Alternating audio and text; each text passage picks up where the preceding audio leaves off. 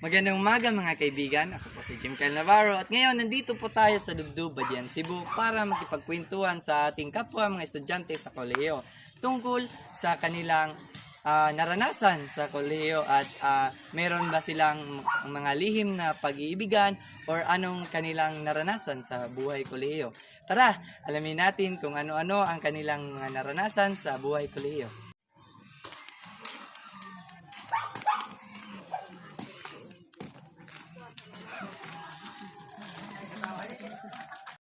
Magandang umaga po. Pwede po ba ka namin matanong kahit saglit? Oo, pwede naman. Ano yun? Pwede po ba magpakilala sa inyong sarili? Ako pala si Mariel, nakatira sa Dubdub, Badian, Cebu. I'm 20 years old. I'm second year student in fisheries. Okay, so magsisimula po ba tayo sa tanong? Pwede po ba? Oo naman. So ito po ang unang katanungan. So, ano-ano ang iyong karanasan sa kolehiyo ngayon? Ang karanasan ko ngayon sa kolehiyo ay halo-halo. Merong masaya, malungkot, at stress. Halimbawa, may gawain sa bahay, maraming project na ipapagawa. Ang pangalawang katanungan ay paano mo namamanage ang iyong oras sa klase, sa proyekto at gawaing bahay? Paano nga kapag ito ay sabay?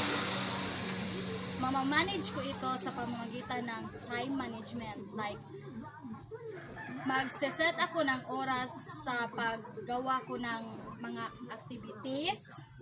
Then, pagkatapos niyan, mag-set na naman ako ng oras sa gawaing bahay. Ang pangatlong katanungan ay ano ang pinakamahirap na pagsubok mo na naranasan mo sa noong first year ka pa? Ang pinakamahirap na pagsubok na naranasan ko nung first year ako ay nung meron akong subject na ROTC. Kasi kapag weekend, imbes 2 days yung pahinga ko, naging isang araw na lang. Dahil nga may pasok sa Sabado. At kapag hindi ka naman papasok, may punishment silang gagawin sa iyo. Maraming salamat po, Mariel Sevilla ng BSFI. So, iba't ibang kwento, iisa ang aral. Ang buhay ay puno ng karanasan na nagpapayabong sa atin. Salamat at nakapanayam natin ngayon si Mariel Sevilla. Kayong mag-aaral, ano ang isasagot nyo sa tanong na ano ang karanasan nyo sa kolehiyo? I-comment nyo lang sa ibaba. Maraming salamat. Ako po si Jim Kyle Navarro sa BTL2. Paalam! Okay, so ito na ang pinaka-huling katanungan na itatanong namin sa iyo. Ano-ano ang ipapayo mo sa mga sumusunod na mga mag-aaral dito sa kolehiyo sa Mualboal?